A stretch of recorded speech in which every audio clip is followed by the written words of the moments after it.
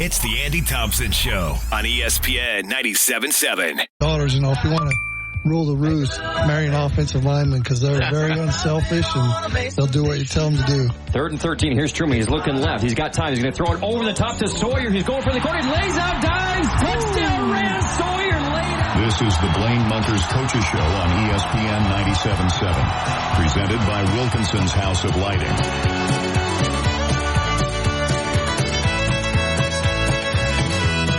Hey, buddy, welcome back. Thanks for being with us. It's the Blaine Monkres Coaches Show. You hear it just about every Monday here on the program. We welcome in Coach Monkres. Dixie coming off a 41-35 win over Hurricane on Friday on the road. How's it going, Coach? Doing good. I was talking earlier about, I don't know if I've ever seen a performance like I saw Rand Sawyer on Friday. 6 touchdowns, 300-something yards all over the place. You know, battling through, injuries and stuff like that. Kind of a Herculean night for Rand. Yeah, he does a great job. He changes the whole dynamic of our team, not only with his playing ability, but his energy, gets everybody else's energy going. So, he's a big-time guy for us. And like I say, he's probably about 80% now. So hopefully he can just get better and better and get a little more healthy as the year goes on. Take us through your perspective on the game. You get down in the first half, they score on that kick return, and then you guys come back and just don't allow them to win a game that seemed like, wow, this might go Hurricanes' way, but your guys really buckled down to come back and get the win, it seemed like. Yeah, that's kind of could have been a backbreaker right there before halftime when they returned that kickoff return for a touchdown. So that was a good play for them, and we went in the locker room at halftime, and coaches didn't say too much, actually, at halftime. A lot of kids were saying stuff and, encouraging each other to play better and do a better job and work a little harder and do their own job and trust their teammates and all that kind of stuff. So I think the coaches might have talked about maybe 4 or 5 minutes at halftime. The kids did the rest of it. So we just figured we'd let them have at it. And then we came out of the locker room. They were fired up, ready to go. It's probably a good sign when the players are the ones who are kind of hyping everybody up at halftime as opposed to relying on the coaches to do it every time, I'm guessing. Yeah, that is a good sign. I mean, it's this is a sign of leadership from a couple kids that we had that were doing most of the talking, and I was happy to see them step up and get it done. I was impressed with Wyatt Truman running the ball, Coach. I mean, he threw it efficiently, 7 of 10 on his completion percentage, but most of his yards came from him keeping it. And it seemed to me on the zone read stuff, he was making the right reads and got a bunch of chunk runs as well as Ran on Friday.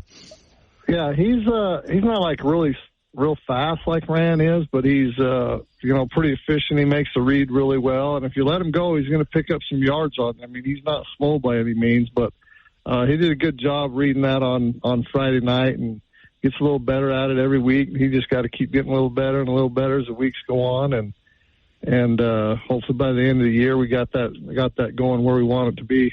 And then defensively, it was a hard-hitting game. Mason Schumann had a bunch of big hits in that game. Colo Lynn made some big plays. Isa Lopati on both sides of the ball. I mean, Ran had a run where Isa was out lead blocking for him and laid out a couple of guys. Seeing him block was a lot of fun.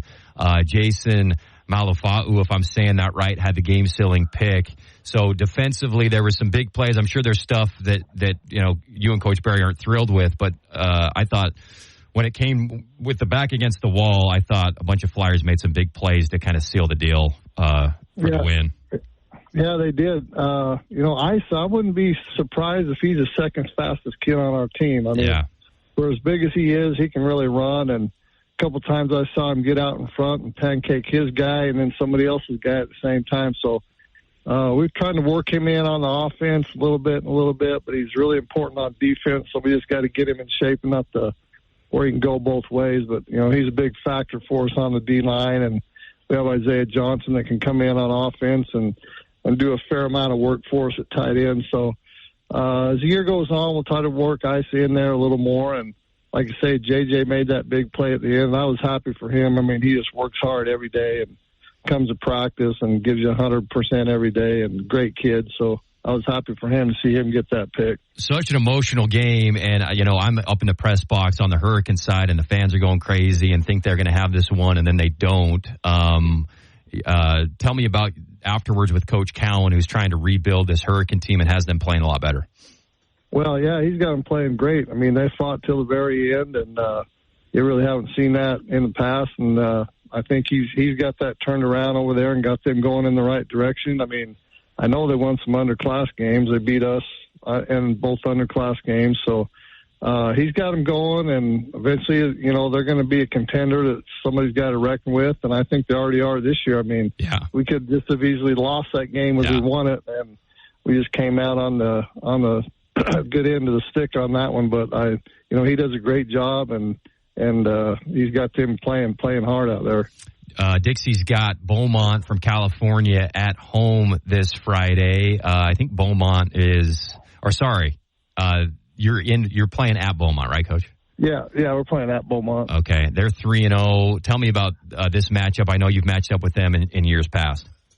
Yeah, it was a close game for a while last year, but they're a really good team in California, and they're always in the playoffs and in the mix in their division, and they're we're going up another classification or two next week. They're about 2,400 kids, but they got a great stadium. I went by there this summer on my way to California, and it's a great little place to play. And we're just going to go down and see how we do, and look forward to giving them hopefully a good game, and I'm sure they're going to be ready to go, and we'll see how it goes.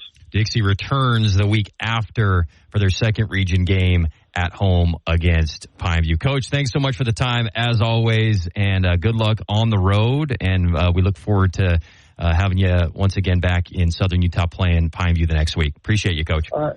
Thanks for having me on. Quick break. Care.